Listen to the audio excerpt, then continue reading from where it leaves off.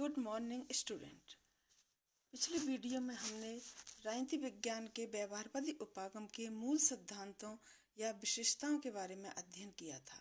आज की इस वीडियो में हम व्यवहारवाद की देन, सीमाएं, आलोचना व व्यवहारवाद के महत्व के बारे में अध्ययन करेंगे। तो सबसे पहले लेते हैं व्यवहारवाद की राजनीति विज्ञान को देन। व्यवहारवाद ने राजनीतिक शास्त्र को नवीन दृष्टिकोण प्रदान किया व उसे अधिक वैज्ञानिक और व्यवस्थित शास्त्र बनाया। राजनीति विज्ञान में राजनीतिक शोध के लिए सैद्धांतिक ढांचे के विकास के लिए अनवरत प्रयत्नशीलता का सूत्रपात किया है। सैद्धांतिक प्रस्थापनाओं की यथार्थ के संदर्भ में परख के लिए राजनीतिक शोध को निरंतर इस लक्ष्य की ओर फोकस रखा है।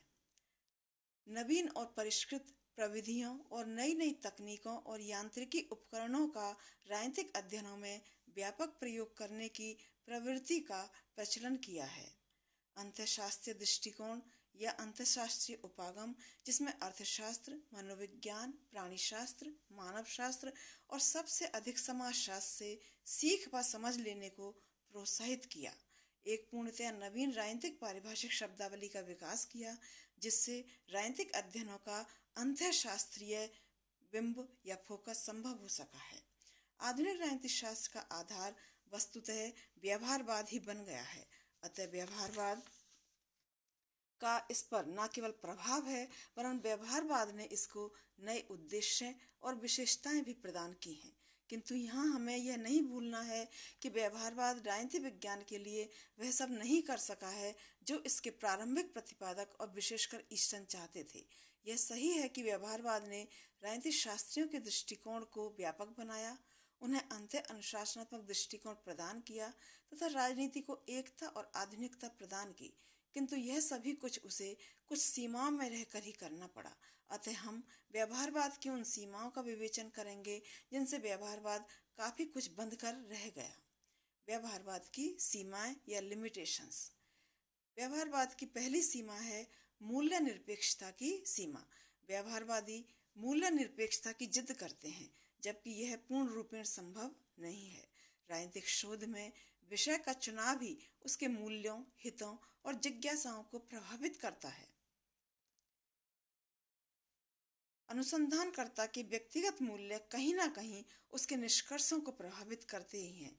व्यवहारवादी क्या होना चाहिए के स्थान पर क्या है क्या अध्ययन कर क्या होना चाहिए को नकारने के कारण अपने आप में ही उलझकर रह जाते हैं। क्या है का क्या औचित्य है, यह मूल्य निरपेक्षता से नहीं मिल पाता और यह इसकी सबसे बड़ी सीमा बन गया है। व्यवहारवाद की दूसरी सीमा है ऐतिहासिकता के बंधनों की सीमा। राजनीतिक व्यवहार के संदर्भ में दो संदर्भ होते हैं।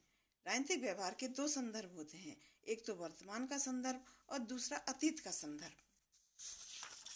इन दोनों की संबंध सूत्रता सर्वमान्य और निर्विवाद है। वर्तमान का संदर्भ पर्यावरण शून्य से नहीं आता, जहां से वह आता है, जिससे वह अपना विशेष रंग प्राप्त करता है और अपनी विशिष्ट पहचान बनाता है, उसको नजरअंदाज कर कैसे यथार्थ की खोज की जा सकती है। इस तथ्य को व्यवहारवाद की समझ से जानबूझकर परे रखने से यह इसकी दूसरी आधारभूत सीमा बन गई है। राजनीतिक यथार्थ को यथार्थ के संदर्भ में ही स्वीकारना होगा। व्यवहारवादी यहाँ चूक जाते हैं और राजनीतिक यथार्थ के धरातल पर रहने की बात करके इसी धरातल से नाता तोड़ जाते हैं। अब है व्यवहारवाद की आलोचना। शिकागो विश्वविद्यालय के वैज्ञानिकों के एक समूह ने व्यवहारवादी विज्ञान शब्द का 1949 में सृजन किया और 1-2 वर्ष में ही सभी सामाजिक विज्ञान अपने आप को व्यवहारवादी मानने लगे। राजनीतिक शास्त्री तो व्यवहारवाद से झूम उठे और एक नया राजनीति विज्ञान उनका दिवा स्वप्न बन गया। परंतु अचानक ही यह आंदोलन 20 वर्षों में ही अपना रूप परिवर्तन कर गया। व्यवहारवाद के स्थान पर उत्तर व्यवहारवाद आ गया। जो व्यवहारवाद के प्रवर्तक बने वही इसके आलोचक हुए और इसको नया रूप देने के लिए आगे बढ़े। यद्यपि व्यवहारवाद के कट्टर आलोचक परंपरावादी राजनीतिक शास्त्री ही रहे हैं, परंतु व्यवहारवादी वैज्ञानिकों ने भी इसकी आलोचना की है। लियो स्ट्रॉस, क्रिश्चियन वे और एरिक वोगेलन ने इसकी कमियों को स्पष्ट किया है। मलफोर्ड सिबली ने अपने एक लेख द लिमिटेशंस ऑफ बिहेवियरिज्म में अधिक व्यवस्थित ढंग से इसकी कमियों को बताया है।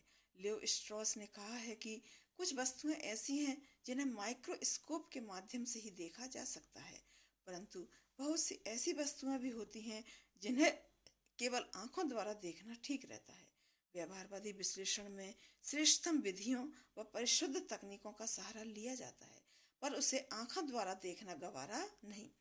व्यवहारवादी केवल तथ्य पारखी हैं, जबकि राजनीति विज्ञान की अंतर वस्तु को समझने के लिए उसे कला पारखी भी होना चाहिए।